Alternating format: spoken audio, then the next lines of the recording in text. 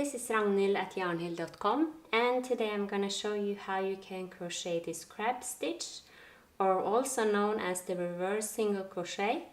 And this is great to use if you're gonna finish a project for blankets and stuff.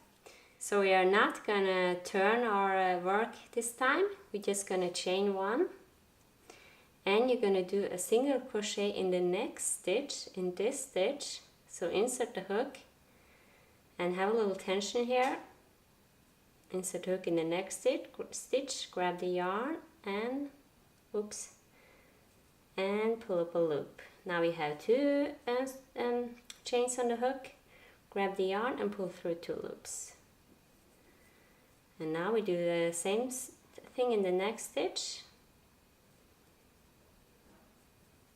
So you're just doing a normal single crochet, but on the other direction. Crocheting to the right instead of to the left.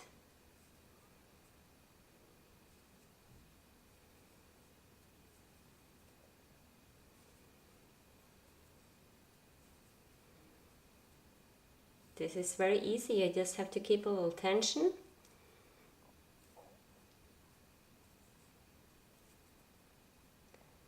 And here's the last stitch. See, and that's it.